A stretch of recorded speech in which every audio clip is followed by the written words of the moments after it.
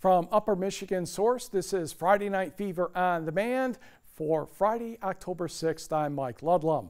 The Kingsford FLIVVERS are looking to catch a spot in the high school football playoffs. They're 5-1. In our showdown of the week, the FLIVVERS entertain their next door neighbor, the Iron Mountain Mountaineers. And doesn't matter what the records are, the stands will be filled at FLIVVER Field. Quick handoff to Luke Terrian, and the FLIVVERS are on the board with a 5-yard run, 7-0. Next for Iron Mountain, Jacob Tucker to Charlie Gerhardt, who was working like anything to get a first down, but there goes the football, doggone it, and Jordan Jones recovers for Kingsford. First play after the turnover, Sawyer Pepich to John Schmutzler, and John's gonna use that block, run through an arm tackle, and takes care of business the rest of the way. 30 yards for the score. 14-0 Maize and Blue just 6 minutes into the game. Now Charlie Gerhardt's looking to pass, but his aerial is intercepted by Nate Rudder. And the FLIVVERS are in big scoring red zone possession again. Luke Terrian, 21 yards to the house, and just like that, it was 21-0 FLIVVERS. Kingsford does not look back, and they go on to win this one easily by the count of 42-7, so Kingsford is now a playoff team. Meanwhile, in Delta County, number 1 Escanaba winning 14-0 over number 4 Gladstone, the Big 5 poll at the half. And we will go to the fourth quarter. Escanaba quarterback Craig Kameen will hand it off to Cody Vandermissen, and that was easy. 6 points, 21-0 after the extra point for the orange and black. Gladstone looking to air it out, and Jared Crow will throw from the pocket, looking for Spencer Hughesby, but it bounces into the hands of Hayden Haslow, and he takes it down into the red zone right around the 20-yard line. And that would set up Mr. Kameen again.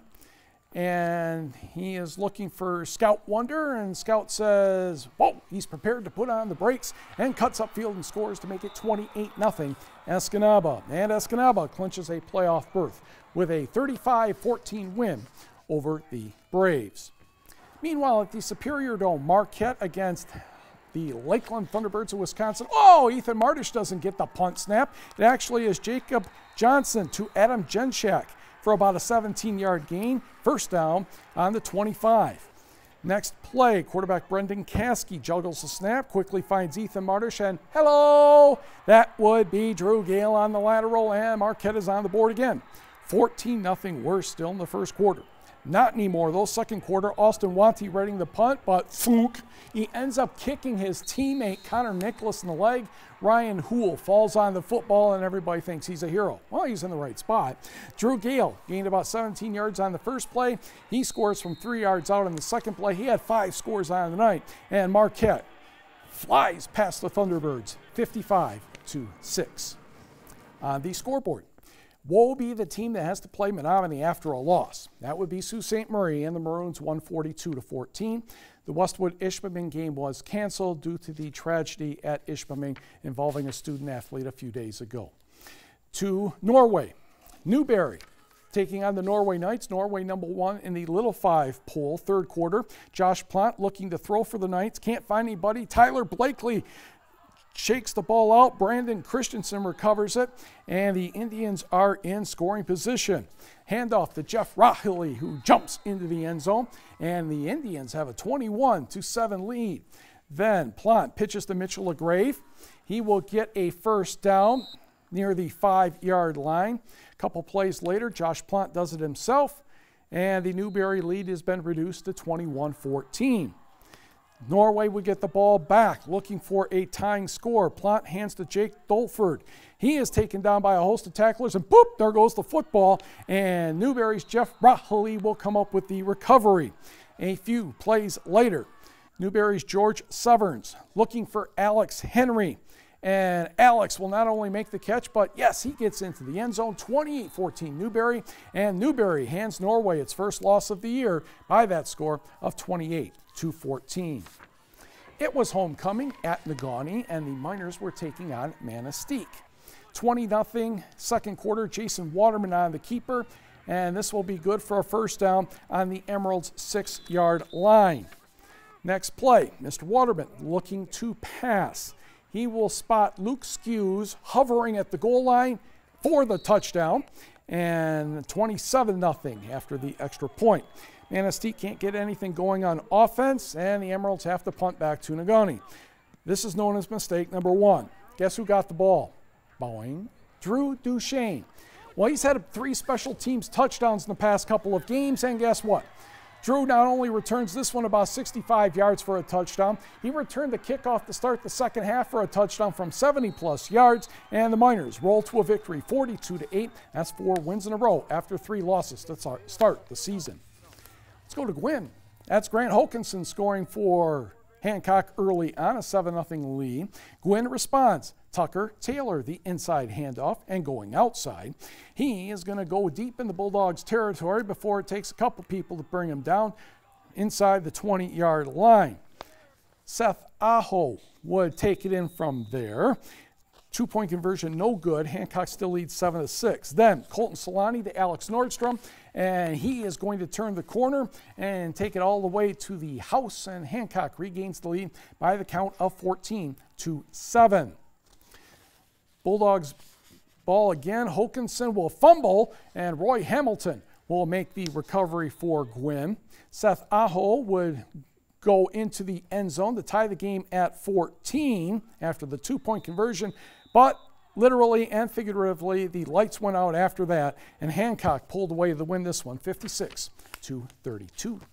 Back to the numbers. Calumet back in the win column, 22-14, Downing Lance. Munising's homecoming, we call that successful, 33-7 over Charlevoix. And St. Ignace's struggles continue as the Frankfort Panthers put on a 42-6 victory. 8-man football, number 1 Stevenson at number 2 Rapid River. First quarter action, Eagles handed off to Montel Glover, and he is fast. I've told you this before. He still is fast as he takes it off and gets into the end zone. And then it would be Rapid River getting to work. They hand off to Levi Miller. And Levi, using a stiff arm on Glover, they said he did not score, and he didn't feel too good afterward, but Brent Lundquist would take care of that. And the 2-point conversion will be a pass from Lundquist to Logan Hardwick, who has very nice concentration on this and brings it in. The Eagles would respond after that, as the handoff will go to Jesus Becerra, and Jesus breaks a couple of arm tackles, and he has lots of green grass in front of him. In for the touchdown, but Rapid River would score and successfully make the 2-point conversion. The Rockets upend the Eagles 16-14. On the numbers here in 8-man, North Central cruises past Kearney NATO. Engadine sneaks past Cedarville 30-26.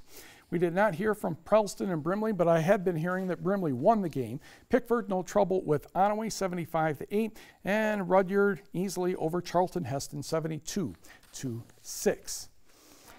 NMU volleyball. The Wildcats hosting the Dragons of Tiffin.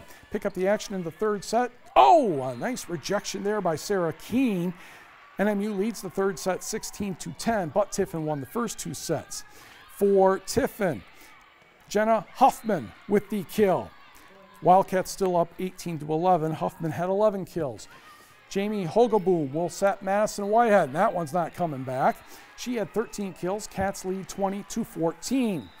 Leticia Autunis paced NMU with 22 kills, one coming up here. Wildcats won the 3rd set 25-16 and the 4th 25-17, but Tiffin grabbed back the momentum and won the 5th set 15-8 and the match 3-2.